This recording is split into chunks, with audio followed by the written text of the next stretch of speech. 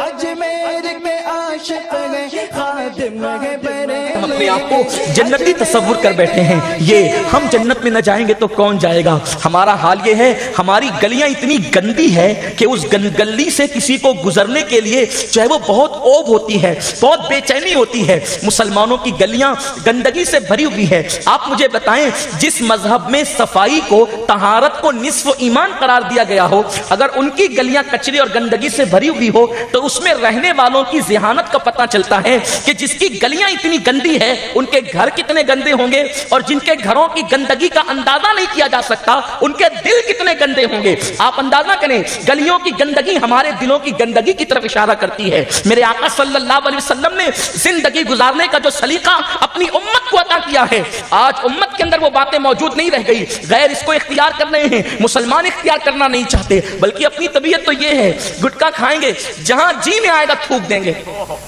अपनी गलियों को गंदा हम करें, अपनी तबीयत के मुताबिक थूक दें। अल्लाह के रसूल सल्लल्लाहु अलैहि वसल्लम ने हर जगह थूकने से भी मना किया। आकाए करीम ने हर जगह पेशाब करने से भी मना किया।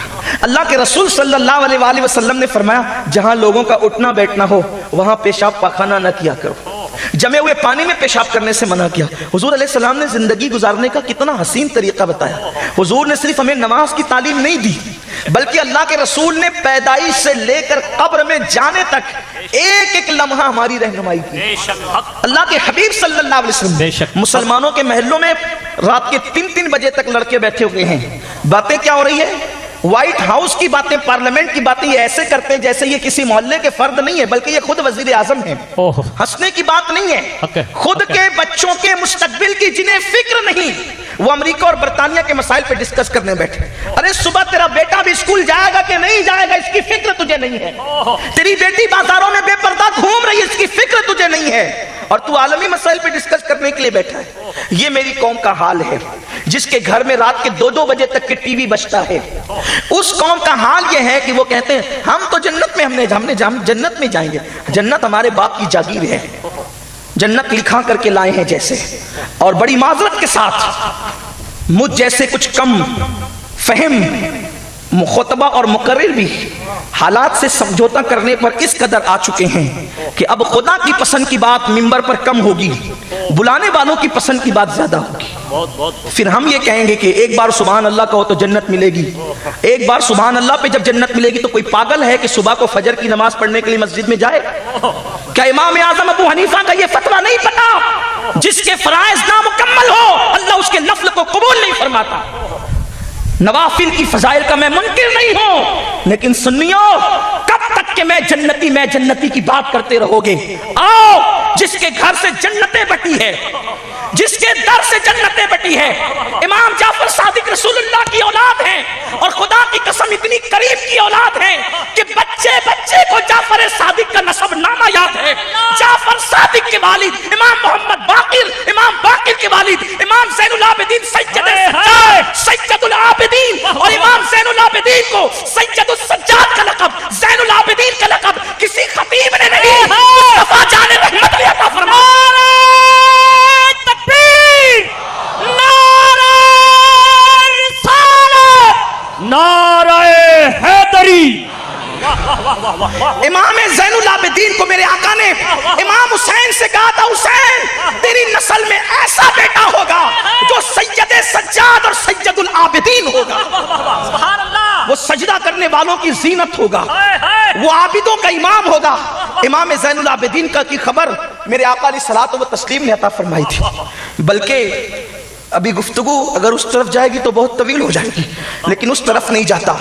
इमाम जाफर सादिक के वालिद इमाम मोहम्मद बाकिर, उनके वालिद इमाम ज़ैनुल आबिदीन, उनके वालिद मजलूम करबला इमाम अर्श मकाम सैयदना इमाम हुसैन अला जद्दी अलैहिस्सलाम, उनके वालिद मौलाए कायनात सैयदुश सादात शेर खुदा अली मुर्तज़ा खातिम विलायत सैयदना मौला अली मुर्तज़ा, और उनकी ज़ौजा सैयदा तैयबा ताहिरा आबिदा जाहिदा आलिमा गैर मुअल्लिमा सैयदा फातिमा ज़हरा सलामुल्लाह अलैहा, और उनके वालिद सैयदना कायदुल मुरसलीन सैयदुल आलमीन मुहम्मदुर रसूलुल्लाह सल्लल्लाहु अलैहि वसल्लम। یہ نسب نامہ ہے امام جعفر صادق کا۔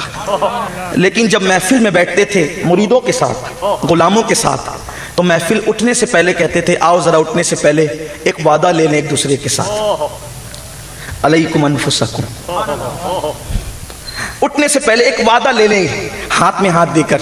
امام جعفر صادق کسی کے ہاتھ میں اپنا ہاتھ دیتے تھے، کہتے تھے اگر قیامت میں تیری مغفرت ہو گئی تو تو میری سفارش کر دینا کہ اللہ میری بھی مغفرت فرما دے، اور میری ہو گئی تو میں تیری سفارش کروں گا۔ پھر دوسرے سے کہتے اگر تیری مغفرت ہو گئی تو تم میری سفارش کرنا، اور میری ہو گئی تو میں تیری سفارش کروں گا۔ پوری محفل سے یہ وعدہ لیا جاتا، لوگوں کی آنکھوں میں آنسو آ جاتے، لوگ کہتے آپ تو ابن رسول ہیں۔ امت کا متفقہ عقیدہ یہ ہے نا کہ آل محمد پر جہنم حرام ہے، لیکن سوچو تو صحیح علیکم انفسکم کا جذبہ کیا تھا، خود احتسابی کا جذبہ کیا تھا، عاجزی کا جذبہ کیا تھا۔ فرماتے ہیں تمہاری مغفرت ہوگی تو میری سفارش کرنا، اور میری ہوگی تو میں تمہارا۔ تو کہتے ہیں آپ ابن رسول ہیں، آپ کو مغفرت کے حوالے سے اتنی فکر کرنے کی کیا ضرورت ہے؟ اللہ اکبر۔ امام جعفر صادق فرماتے تھے کہ اللہ تبارک و تعالی نے مغفرت کا وعدہ کسی کو نامزد کر کے نہیں فرمایا، کسی کو نامزد کر کے مغفرت کا وعدہ اللہ نے نہیں فرمایا۔ اس لیے کہتا ہوں کہ اگر تیری مغفرت ہو جائے تو رب کی بارگاہ میں میری سفارش کرنا۔ کہاں امام جعفر صادق؟ کون امام؟ کون امام؟ جنہوں نے مظلوم کربلا امام زین العابدین رضی اللہ تعالیٰ کی صحبت پائی، اپنے ماتھے کی آنکھوں سے اپنے دادا کا دیدار کیا، جن کا حال یہ تھا کہ امام سفیان ثوری، حضرت داؤد طائی، حضرت امام اعظم ابو حنیفہ، یہ سارے لوگ ان کی صحبت میں آ کر بیٹھ کر علم کی خیرات لیتے تھے، اور کہتے تھے ہم نے علم کے دریا جو جعفر صادق کے دربار میں بہتے دیکھے اس کا تصور کہیں نہیں کیا، جو تقویٰ ہم نے ان کا دیکھا۔ بلکہ جانتے امام جعفر صادق کی کیفیت کیا تھی؟ اگر انہی کا ذکر آ گیا تو ذرا سنیں حضرت امام جعفر صادق کی شان کیا ہے۔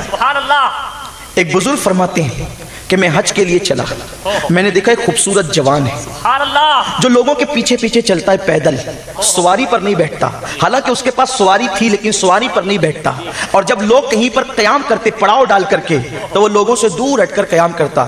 میں نے اس کے پیچھے چلنے کی وجہ سے، اس کے بات چیت نہ کرنے کی وجہ سے سوچا بڑا مغرور ہے، لیکن چہرے کی نورانیت بتاتی ہے کہ ایسے لوگ مغرور نہیں ہو سکتے، چہرے کی جو ہے وہ نورانی کرنے بتاتی ہے کہ ایسے لوگوں کے دل میں تکبر نہیں ہو سکتا، لیکن بات کم کر رہے ہیں، لوگوں کے ساتھ نہیں چلتے، لوگوں کے ساتھ حصہ نہیں لیتے، اور جب لوگ ٹھہرتے ہیں تو وہ کچھ دور جا کر کے ٹھہرتے ہیں۔ میں نے سوچا یہ دور جا کے کرتا کیا ہے، اس لیے کہ زیادہ آرام کی طلب تو اس کو نہیں دور رکواتی۔ تو جب میں نے اندازہ کیا تو پتا چلا جب سب سو جاتے ہیں تو وہ مصلی بچھا کر کے پوری رات عبادت کرتا ہے، پوری رات عبادت میں گزار دیتا ہے۔ سنیوں، ہمارے آقاؤں کی زندگیاں یہ ہیں، جن کو جنت کی بشارتیں ملی تھی ان کی زندگیاں یہ ہے، جن کے گھر سے جنت تقسیم ہوتی تھی ان کی زندگیاں یہ ہے، اور ہمارا حال کیا ہے؟ ہمارے یہاں ہماری راتیں کیسی ہے؟ پھر وہی بات، پھر وہی حالات، پھر وہی دکھڑے۔ اپنی راتیں یہ ہے کہ راتوں کو فلم دیکھیں، جب تک لوگ فلم دیکھتے تھے تب بھی ہمارے خطیب رونا روتے تھے، لیکن فلموں میں اتنا تو تھا کہ جو فلم دکھائی جاتی تھی ادھر سے اتنا ہی لوگ دیکھتے تھے، وہ بھی گناہ تھا، گناہ کبیرہ تھا، وہ بھی حرام تھا۔ لیکن اب تو انٹرنیٹ کی لعنت نے ہمارے جوانوں کو اتنی گندگی پہ ڈھکیل دیا ہے کہ اب جو وہ دکھائیں وہ نہیں، جو اپنی مرضی میں آئے وہ دیکھیں، گندے سے گندا، گلیز سے گلیز وہ فلم سب سے زیادہ سپر ہٹ ہوتی ہے جس میں سب سے زیادہ ننگا پن دکھایا جاتا ہے۔ 16 17 سال کے لڑکے زنا کے اڈوں پر اس لیے جا رہے ہیں کہ وہ جس گندگی کو دیکھتے ہیں وہی وہ اپنی پریکٹیکل لائف میں اس کو شامل کرنے کی کوشش کرتے ہیں۔ اس کی وجہ سے کیا ہو رہا ہے؟ ایڈز جیسا مرض، بدترین مرض مسلمانوں کے اندر پیدا ہو رہا ہے۔ کس کا کیا جائے گا؟ گناہ کرنے والوں، تم اپنی جان سے جاؤ گے، نہ دنیا کے رہو گے نہ آخرت کے رہو گے۔ تم لڑکیوں سے تعلق جوڑ رہے ہو، ناجائز تعلقات، کس عمر میں؟ 16 17 سال کی عمر میں جوڑ رہے ہو، کیا جائے گا؟ میرے رسول نے 1450 سال پہلے فرمایا تھا جو زنا کریں گے ان کے ساتھ 3 چیزیں خدا کرے گا۔ پہلی بات، اللہ اس کی روزی کو کم کر دے گا، اس کو تنگ دست کر دے گا۔ جہاں جاتے ہیں سب یہی کہتے ہیں سید صاحب روزی کے معاملے میں بہت تنگی ہے، بہت پرابلم ہے، بڑے مسائل ہیں۔ یا میں یہ نہیں کہتا ہر تنگ روزی والا زانی ہے، یہ نہیں کہتا، لیکن ابھی میں اس کا تجزیہ آپ کے سامنے کروں گا۔ میں کچھ کسی کو نہیں کہتا، اس لیے کہ نہ میں کوئی خطیب ہوں نہ کوئی اہل علم ہوں، میں آپ کا خادم ہوں۔ چیخ پکار کرنے کے لیے صرف اس لیے آتے ہیں کہ کتے کا काम इतना है, अगर किसी चरवाहे ने कुत्ता पाल रखा है तो वो कुत्ते का काम इतना है, वो भेड़ियों को जो है वो हैंडल नहीं कर सकता, भेड़ियों की रखवाली नहीं कर सकता। वो क्या करता है, जो शेर और भेड़ जो है, शेर और भेड़िए जो है उन भेड़ों को खाने के लिए आते हैं, तो बस उसको अल्लाह ने एक सलाहियत दी है नाक से ज्यादा सूंघने की, तो वो सूंघ करके भौंकता है और उस जो है वो चरवाहे से वफा की वजह से वो भेड़ों को आगाह करता है उस रास्ते ना जा, ना तेरी जान चली जाएगी। तो वो भोली भाली भेड़ें जो है इतना करती है कि उस अपने चरवाहे के पालतू कुत्ते की आवाज पर वो वहां से भाग करके अपने मालिक की तरफ, अपने चरवाहे की तरफ आ जाती है और उनकी जान बच जाती है। बस यही कुत्ते का काम होता है। कुत्ता बोल नहीं सकता, कुत्ता भेड़ों की जान बचा नहीं सकता, लेकिन कुत्ता सिर्फ भौंक सकता है। रसूलुल्लाह के टुकड़े खाकर हम भी पल रहे हैं, हमारी नस्लें पल रही है, हमारा घर बार पल रहा है। खुदा की कसम, किसी के एहसान किसी पे होंगे, हम पर तो रसूलुल्लाह का एहसान है, और सिर्फ हमारी जानों पर नहीं, हमारी एक एक सांस पर एहसान है, हमारे एक एक बाल पर एहसान है। इज्जतें मिली है उनकी नालैन के सदके, वरना लोग इज्जत के लिए दर दर के भिखारी बन करके घूमते हैं, लेकिन गुलामान मुस्तफा की चौखट पर इज्जत बनकर आती है। ये सिर्फ नालैन मुस्तफा की खैरात है, ये सिर्फ मुस्तफा जाने रहमत की निस्बतों की खैरात है। तो बस वफा का तकाजा ये है, हम किसी को नहीं बचा सकते, हम गुनाह से जब खुद नहीं बच सकते तो किसी को क्या बचा सकते हैं। दुनिया का कोई इंसान ये दावा नहीं कर सकता कि मैं खुद गुनाह से बच सकता हूं, नहीं, जिसे खुदा का करम बचाता है बस वही गुनाह से बच सकता है, वरना कोई गुनाह से नहीं बच सकता। अगर मेरा अल्लाह चाहे तो मस्जिदों की जीनत बनने वाले शराब खानों पे नजर आए, और अगर मेरा अल्लाह चाहे तो शराब में डूब जाने वाले मस्जिदों की जीनत बन जाए। क्या आपने नहीं देखा, बलाम और बाऊर को कुत्ता बना दिया गया, जहन्नम का कुत्ता, और बिश्र हाफी को अपने वक्त की विलायत का ताजदार बना दिया गया। बिश्र की पहली जिंदगी क्या है, जंगल में लूटने वाला फुज़ैल इब्न अयाज गरीब नवाज के पीरों का पीर बन गया।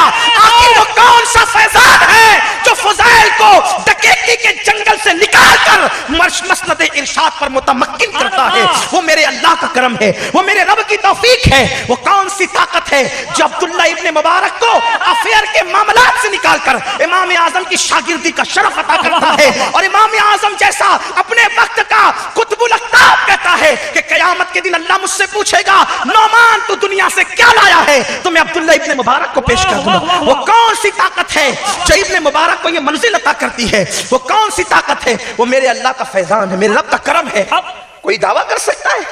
हजरत यूसुफ जैसा पैगंबर कहता है, कुरान उसको हिकायतन बयान करता है कि मैं अपने नफ्स को बेकसूर नहीं कहता।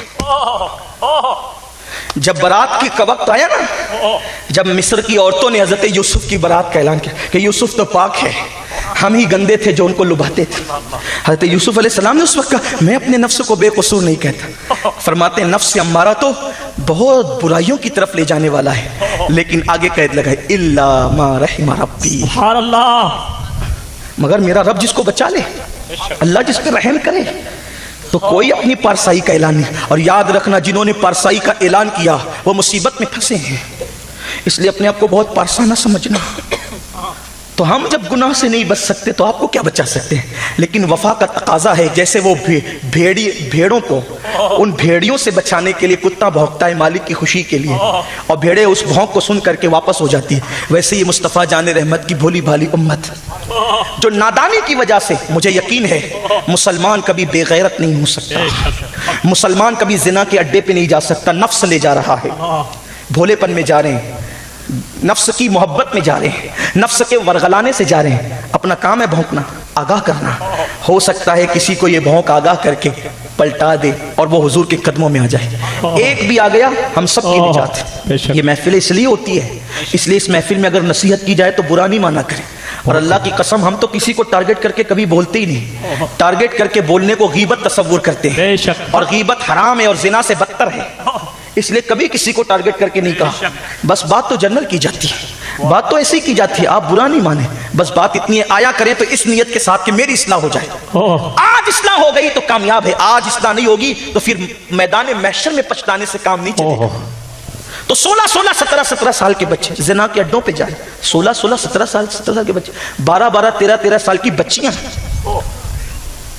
अपना सब कुछ लुटा रही है, अपनी आबरू का सौदा कर रही है। कल जिना करने वाले को पैसे देने पड़ते थे, अब हाल यह है कि बच्चियां भी और बच्चे भी नफ्स के इतने गुलाम बन गए कि वो एक दूसरे को गिफ्ट करके एक दूसरे की आबरू से खिलवाड़ करते हैं।